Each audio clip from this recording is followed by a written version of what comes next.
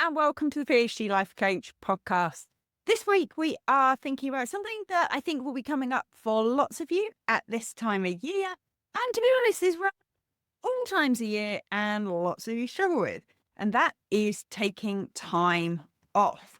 So I'm recording this at the beginning of June here in the UK, and I'm actually recording just before I take a week off work entirely and a week where I'm kind of partially working. You might be starting to think about holidays. You might simply be starting to think about just wanting a weekend where you're not at least thinking about your work, or even just an evening or an afternoon, whatever scale time off you're kind of finding yourself either planning or fantasizing about. I want you to think about that as we go through this episode. And by the end of it, we are going to come up with a plan. So before we jump into the planning though, let's think, why does this feel difficult? We all know that time off is something that everybody deserves. I think we all cognitively believe that at some level. Something that everybody deserves, it's something that people benefit from, something that is reasonable to ask for. I don't think any of us really logically deep down believe that it is logical and fair to expect somebody to be working all the days, all the time, always. But somehow lots of us find it really difficult. And this is one of those, when I talk to you guys about procrastination and time management and things, I'm right there in the depths with you, right? I'm right there struggling with the same things that you guys struggle with. I'm still doing my work on procrastination, okay? I'm a lot better, but I'm still doing it along with you. Time off, though, and enjoying time off is something that I don't struggle with as much as most people. And I also have some theories about why that is. So I'm going to talk with you about that too. But first, why do you find it difficult to take time off? Is it that you believe you have too much work to do and that you can only take that time off once you have got sufficient done, and you never seem to have sufficient done? Is it that even if you took time off your PhD or academic work, there's other priorities, doing things for other people, for your family, for your paid work, whatever it may be, that comes above you having time off? Is it that you don't know what you do with time off? You don't know what you like doing? Is it that you think that if you took that time off, you would just be feeling guilty anyway, and so what's the point? You might as well get on with your work. If it's any of those things, you're in good company. A lot of my members, a lot of the people I speak to feel the same way about taking time off. And in many ways, whilst I think universities and kind of the world has got a bit better at talking the talk of self-care and putting yourself first and all these things, we're often still in a place where it's really reinforced that a lot of people don't do that. Or it's reinforced that they only do that if everything else is completely under control.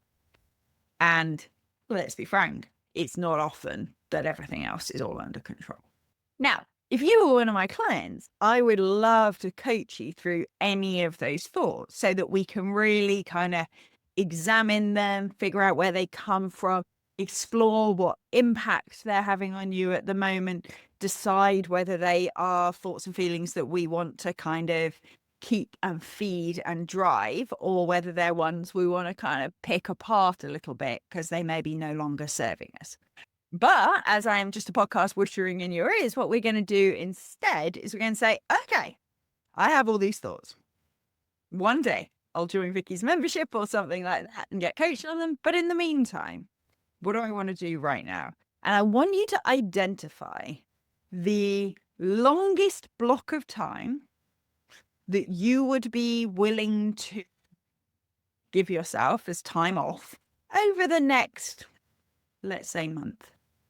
Now, for some of you, that might be like me, actually planning a holiday. I'm in a situation with my family set up at the moment that my husband and I are able to go away on holiday during term time. And so I can say, yep, happy to take a week completely off work and then a week on reduced work during the next month. For you, that might not be the amount of time we're talking about. But if you're somebody who often works weekends, for example, on your PhD work, what additional time off at the weekend might you say, you know what? Can't take a holiday, not in a place to be planning that right now. But I do usually work on a Saturday morning and I could not work on a Saturday morning, for example. Or maybe you're somebody who works late or starts early, and actually giving yourself an evening off counts. Now, I want you all to recognize here, I don't think that working evenings and weekends should be the default. Certainly, if you are doing academia full time, one way or another, it's a different story. If you've got a full time job and you're doing a PhD on the side, it's a different story. Maybe evenings and weekends, at least to some extent, need to be your default. For others of you, there'll be completely no-goes that you don't do your academic work on evenings and weekends. I'm not going to sit here and tell you what the right thing is. What I want you to do is decide what your norm is. Have a little reflect, think about what your norm is. And I want you to identify one chunk of time, minimum an hour or two, up to a full holiday, that you're willing to take off during a time where you would normally work. Think about that in your head. Come to a conclusion. And then what we're going to do is we're going to work through a series of questions to figure out how we can reinforce that as a decision, plan it into our diaries, make it exactly what we want to be, and sort of manage the other thoughts that come up. So make sure you have picked an amount of time. The first thing we're going to ask ourselves, beyond how do I make this work-wise or whatever, is what would make this great time off for me? Because for each of you, that will mean different things. Some of you will want to go and do something adventurous. Some of you will want to spend time with somebody you haven't seen for a while. Some of you will want to spend time with absolutely no one. For some of you, it might be, do you know what I want to do? I want to shut my bedroom door for 2 hours and nobody talk to me. And I can just sleep or just chill out and not have to do anything at all. I want you to think, what would make this period of time, whether it's 1 or 2 hours, whether it's a day, whether it's a weekend, whether it's a full week, whatever, what would make this feel great for me? What do I need right now? When I'm thinking ahead to the whole day that I've got coming up, do I particularly need rest? No, not really. I don't particularly need physical rest. I need some time where I'm not thinking about my business. I love my business, don't get me wrong. And I love doing my podcast. I love talking to all of you guys, but it can get relentless sometimes. It is kind of on a rotation where I have to stay up to date with these things so that I can continue to support you all and all of that. And I love it, but it's a lot to think about. So having a bit of time where I don't have to think about that, gorgeous. What would feel really good is spending some more time one-on-one with my husband. I see him quite a lot anyway, but more time where we can actually go and do fun things and make memories, and where we go and do things that we don't always make time for, like going to galleries, and I want to go sea kayaking and all these sorts of things. So for me, it's mostly I want to go and do interesting things and not have to think about work for a while. For some of you, it will be about physical rest. For some of you, it will be about warmth. I have a good friend who always needs to leave the country at various points during the year because she hates not experiencing warm weather for a period of time. For each of you, it will be something different. But what do you need from this time off? And if you're thinking about a much shorter period of time, that's okay.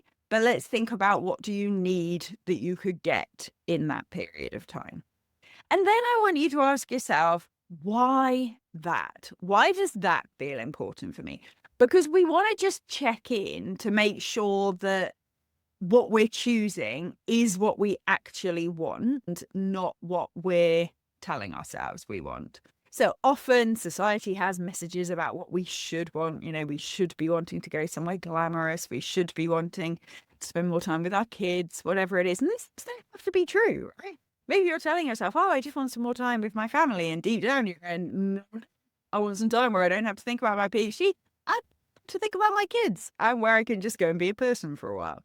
That's okay too. So just double check in with yourself. Why do you want those things? And are they coming from a place that you're like, yeah, that's the kind of true and authentic me?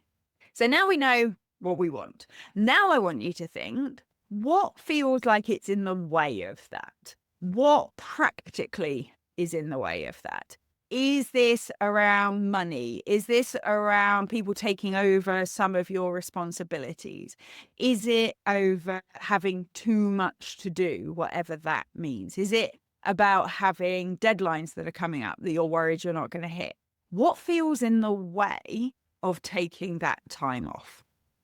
And some of you will be saying, I haven't even got time to think about it. And that's why I'm doing this as a kind of reflection here in the podcast, rather than me just telling you what you should do or whatever.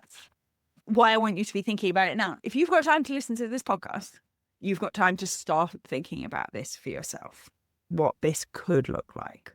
So what is practically standing in the way? And then we start to get creative about how we could address those things. And sometimes that's about slightly tweaking the thing we're hoping for. So maybe you said, I wish I could have a completely free day where I didn't have to think about my PhD or anybody else and I can just go and do something nice. Maybe for you at the moment, a full day isn't possible. I want you to consider whether it is. I want you to consider who is there that could help you with things. But for some of you, it just might not be. But what might 2 hours look like? Or what might 3 hours look like? Because sometimes we can get a bit black or white about this. I can't have a holiday, therefore it's not even worth thinking about it. Make a Saturday afternoon feel a bit like a holiday. How could we dump children in front of a TV and have a couple of hours that feels a bit like a holiday? How could I have a week where I reduce my expectations on at least some parts of what I do? How can I decide, you know what, I'm not going to do any of my paid work this week, but I am going to do PhD work, or I'm going to take a break from my PhD work and only do my other responsibilities. So we're going to identify what are the things practically that feel like they're getting in the way, and then we'll try and get creative about what we can do about that. Now, we also get to think about these thoughts that make this feel impractical for you, because if you are thinking thoughts like, I don't have time, there's just no way, I've got too much to do, or thoughts like, I would just feel guilty anyway, I really want us to poke those a little bit. Because often this notion that we don't have time is not driven from a place of actually needing to use all those hours for everything and actually effectively using them. It's driven from a kind of general sense that we're not doing enough and there's no amount of work that would be enough. And when we recognize that that's true, then suddenly it becomes, well, I can't ever live up to this. If I have this endless amount of work that would be, I can't picture how much work I could do that would be enough in my brain, then we get to say, okay, well, maybe I don't have to have done enough work. If instead you're thinking, okay, I could take time off, but I'm just going to feel guilty about my work anyway, then I want us to poke that one as well. Because I think there's two things. One, we could say, yeah, I might feel guilty, probably will feel guilty, but I'm going to do it anyway. Because even if I do feel guilty the whole time, if I plan it intentionally, we'll think about that in a second. If I plan it intentionally, then at least I will have had the physical rest. At least I will have done some fun things. And we can start then thinking, okay, if I probably am going to feel guilty, I probably am going to be telling myself I should be working. What things can I do to make it more likely that I will still take the time off? I can do things with other people. I can do things that take me away from my computer. I can do things where I won't be on a screen, for example. It's a lot easier to not check your emails if you're in a spa or on a beach and you haven't got that with you, for example. So starting to think through, yeah, okay, I might feel guilty. I might be telling myself those things, but A, can do it anyway. B, can try and set it up to minimize those things, make it as distracting and fun as possible, for example. But C, you can also say to yourself, this is also a good opportunity to practice not just thinking whatever comes into my head. Because one of the things we work on in the membership more than anything is this idea that the thoughts jump into your head come from a whole variety of places, right? They come from your best self, they come from your worst self, they come from things people have said to you in the past, they can come habitually. lots and lots of reasons why we think the first thoughts we think. And most people think, okay, that's what I'm thinking, so I'm thinking it and I'll think it forever. That's not true. We can choose what we feed. So maybe it is true that if you took some time off, you would start to feel guilty because you would start telling yourself you should be working. But we can plan for that too. We can plan the mindset work for that bit too. We can tell ourselves, I know you feel guilty. I know part of you thinks you should be working, but we decided we weren't going to. Look, it says on my to-do list here, have time off. Do whatever, read my book, whatever it is that feels like good time off for you. So it says on my to-do list. So that's what I'm doing right now. And we get to reassure ourselves. We don't have to just blindly accept that we feel guilty. We can say, okay, I know you feel guilty because you're putting yourself under a lot of pressure and other people are putting you under pressure too. But it's okay. We intentionally decided that this was time to spend with my family, or this was time to go hiking, or this was time to lay in a hotel room and not move, for example. We intentionally chose this, and it's okay. Everything else is future Vicky's problem. Okay? We don't have to just accept those thoughts as they come up. One of the things that we've been talking about in the membership a lot this week is prioritization. So this quarter is all about procrastination and focus and motivation and things like that. And we talked about prioritization, and it actually surfaced quite a lot of thoughts for our members that they didn't realize they'd had. And a couple of things that came up, I think, are really relevant to this issue of taking time off. The first is I recommended avoiding what I call sector-wide prioritization.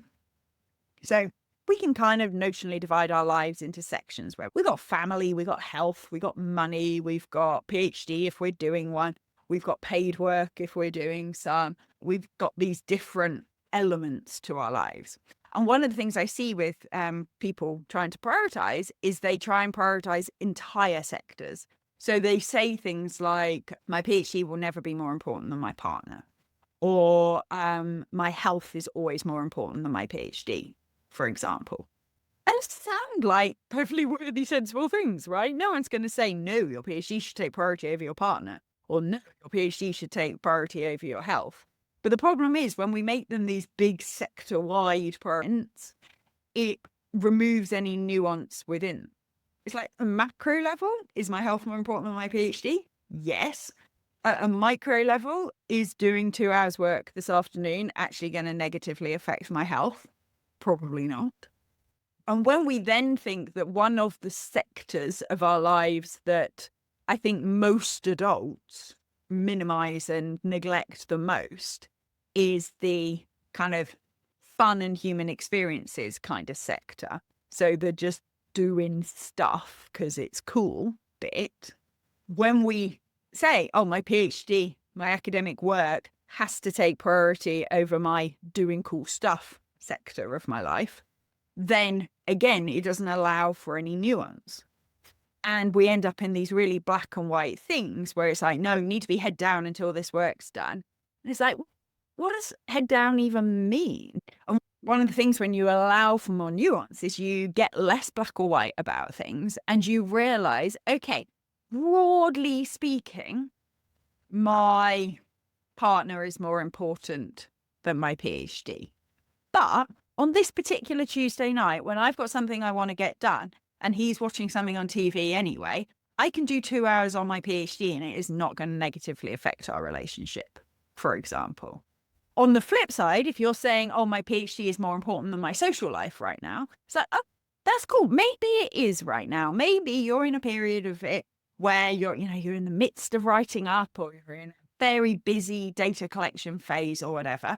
And maybe your social life isn't as vibrant as it could be.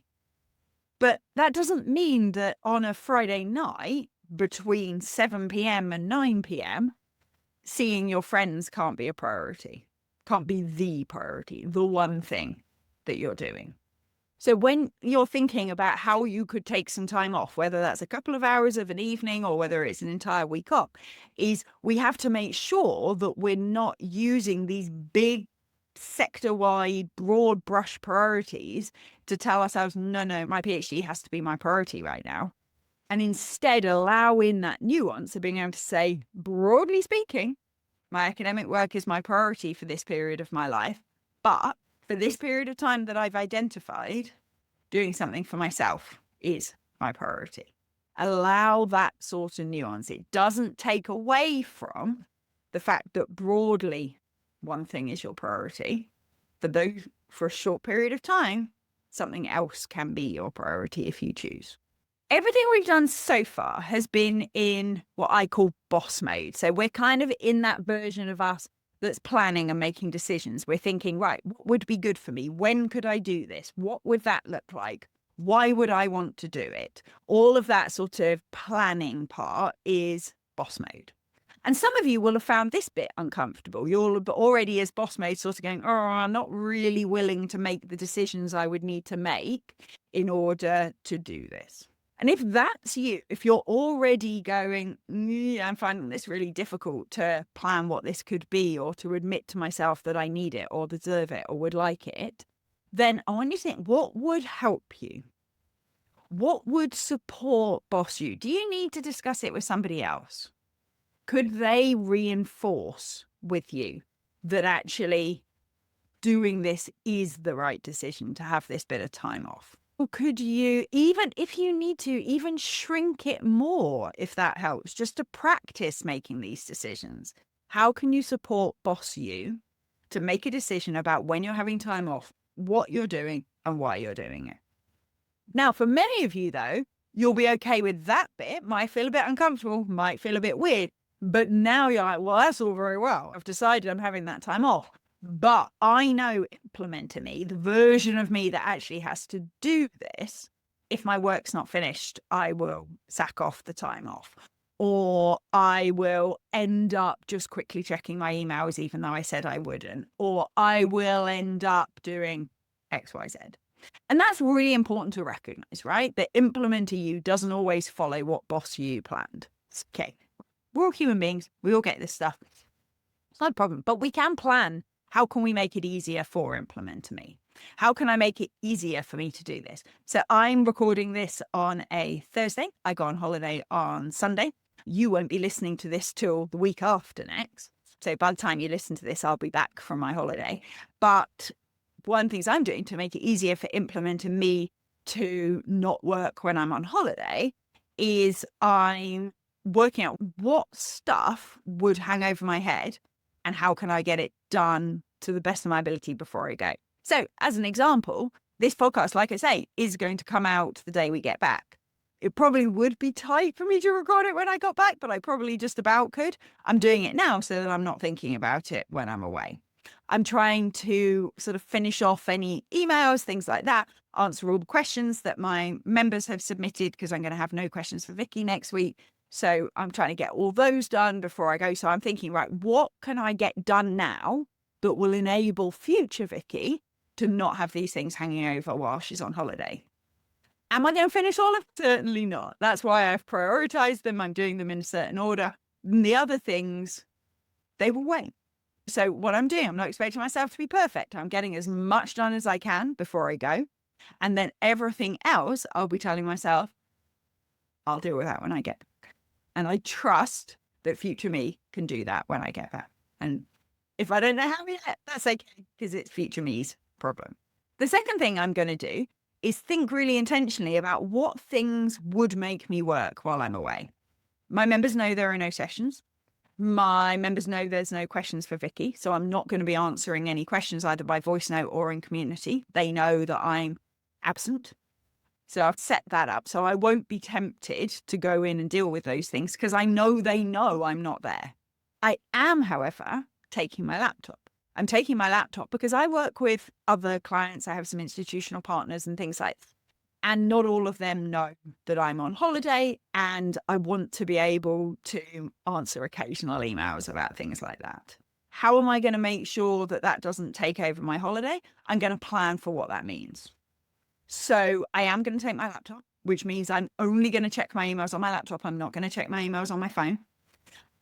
And that kind of gives me a degree of separation from it.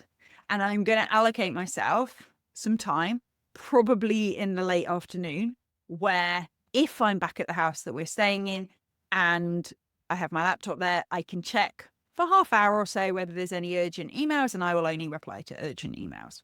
Everything else can wait. And I'm setting those things in advance so that I'm not negotiating that with myself as I go along. So think through, when you've made these decisions about what you're going to do, what can you do to make it easier? What decisions can you make in advance so that you're not remaking them over and over again? And this is where, and I've mentioned this in podcasts before, I highly recommend you don't go for, I'm going to take some reading just in case I feel like it. Don't do things in case you feel like it. If you've decided this is time off, if you feel like working, you get to go, oh, what a shame. I feel like working, but this isn't work time. It's holiday. That's awesome. Some of your supervisors won't like me saying that. They'll say, oh, if you feel like reading, then why don't you read? That's what an academic does. That's what a burnt out academic does. If you're trying to convince yourself that during work time, you can't convince yourself, oh, I don't really feel like working, I'd rather nap. If you're trying to tell yourself not to do that, then why allow yourself to go, oh, I'm meant to be resting, but actually I feel like working, so I will. Just say, yeah, I'm working. Cool. Find something else to distract yourself. It will soon go away. Remember what you're excited about looking and keep that for when you get back. Because often I kind of feel like reading, it might be intrinsically motivated. It might be that you've had a sudden bout of motivation where you're really interested in your research. It could be that. Of course it might be.